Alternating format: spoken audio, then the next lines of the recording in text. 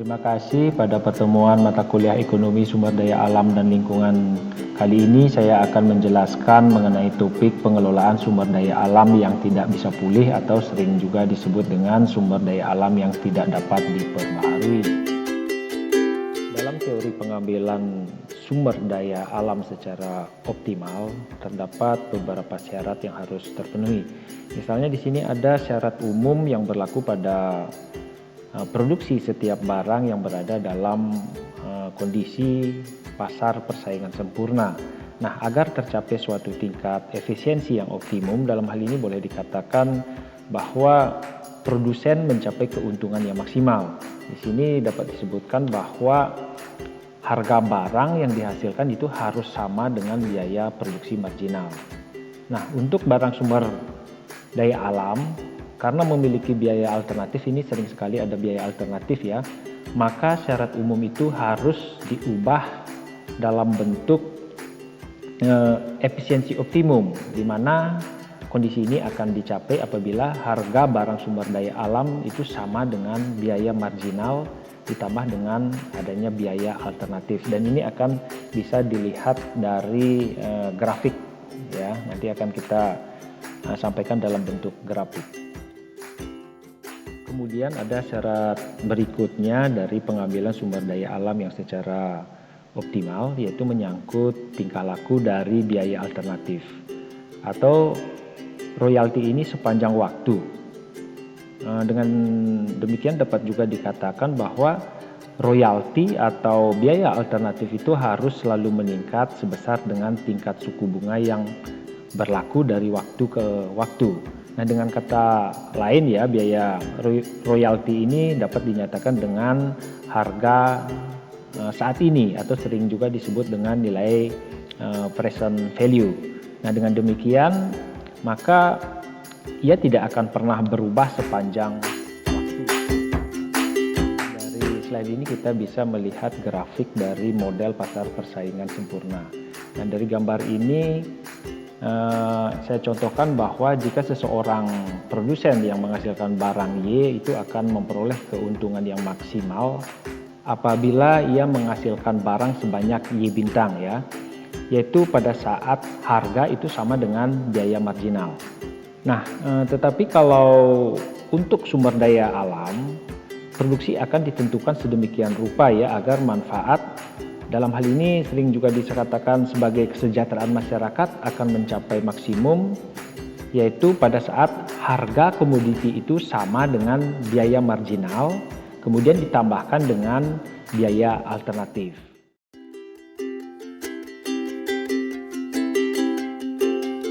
Disebutkan sebelumnya bahwa efisiensi optimum itu akan diperoleh apabila harga dari sumber daya alam, dalam hal ini simbolnya P, itu merupakan penggabungan atau penjumlahan dari marginal cost ditambah dengan lambda. Lambda itu kan merupakan biaya alternatif atau sering juga disebut dengan royalti. Nah, royalti ini definisinya itu adalah kelebihan nilai yang konsumen bersedia untuk melakukan pembayaran di atas biaya marginal untuk menghasilkan suatu sumber daya alam itu. Nah, ini sering juga disebut dengan royalti, kemudian ada net social benefit, kemudian rent, kemudian ada nilai bersih dari biaya pemakaian atau user cost.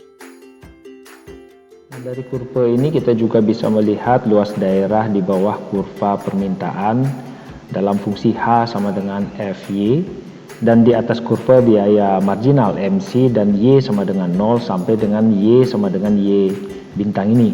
Nah, ini menunjukkan manfaat sosial bersih dalam satu periode ya. Karena pada daerah di bawah kurva permintaan ini menunjukkan manfaat total atau total kesediaan untuk membayar, dan daerah di bawah kurva MC menunjukkan biaya total. Jadi di sini kita bisa melihat bagaimana daerah manfaat sosial bersih seperti yang disajikan pada grafik.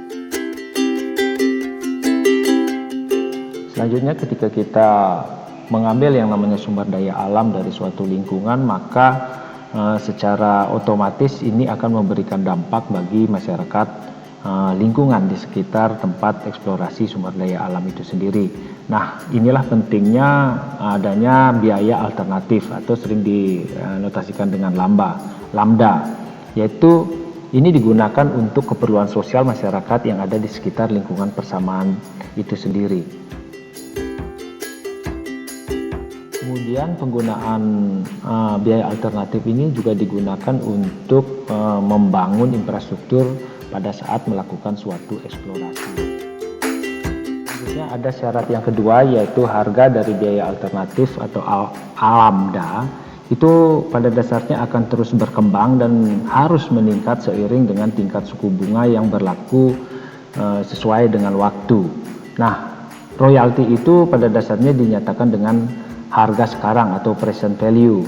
Nah, untuk itu ia tidak akan pernah berubah sepanjang waktu. Dan inilah yang disebut sebagai konsep yang namanya sufficient condition. Kemudian pada gambar ini kita bisa melihat keadaan tingkat harga sumber daya alam ya. Nah, harga akan meningkat sesuai dengan berkembangnya waktu. Namun akan ada batasnya ya, yaitu pada periode waktu T. Harga barang sumber daya alam kita itu akan mencapai pada titik MCB, yaitu biaya untuk memperoleh barang sumber daya alam pengganti bagi barang sumber daya alam tersebut. Yang namanya harga suatu sumber daya alam itu pada suatu saat sejalan dengan waktu itu pasti akan menjadi yang namanya harganya konstan.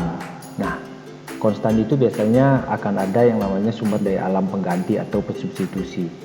Lalu apa akibatnya? Di sini akibatnya harga daripada sumber daya alam yang lama itu akan menurun atau dapat dikatakan sebagai jatuh. Sedangkan harga sumber daya alam yang baru dalam hal ini SDA pengganti itu akan mulai meningkat. Nah, di sinilah yang disebut dengan namanya konsep backstop commodity yang diawali dengan adanya backstop teknologi atau teknologi pengganti.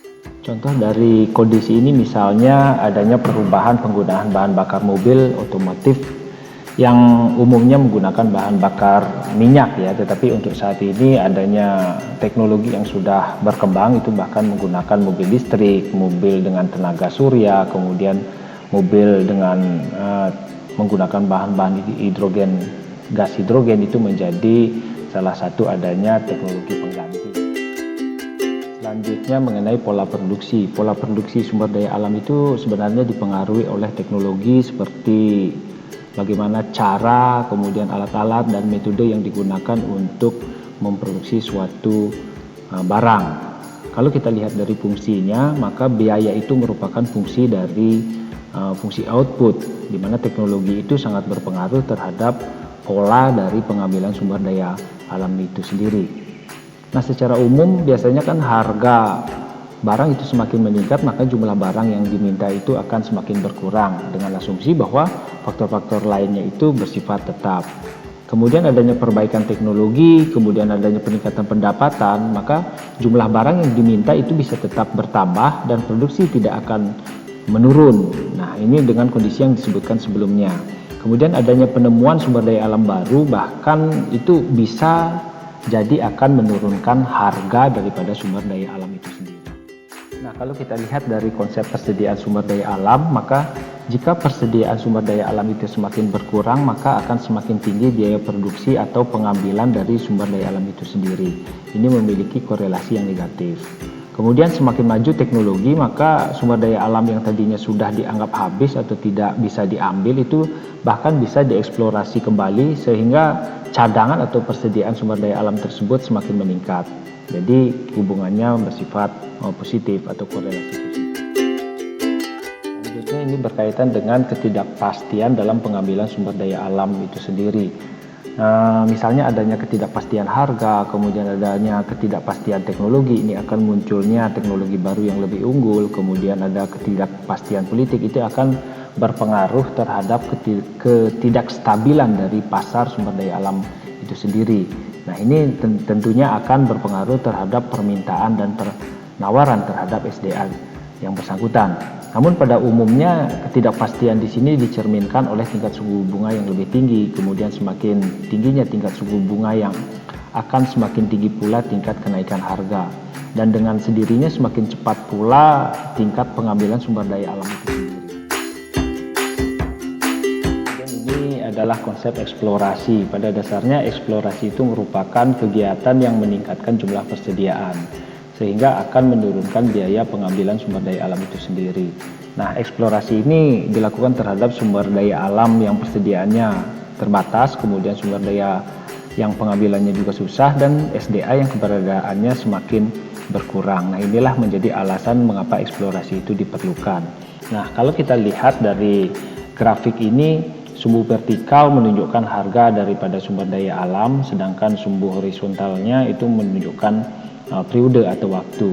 Di sini kita bisa melihat bahwa harga itu cenderung naik, tetapi kalau ada permintaan baru, dalam hal ini hasil eksplorasi, harga tersebut akan turun secara drastis, kemudian akan naik lagi.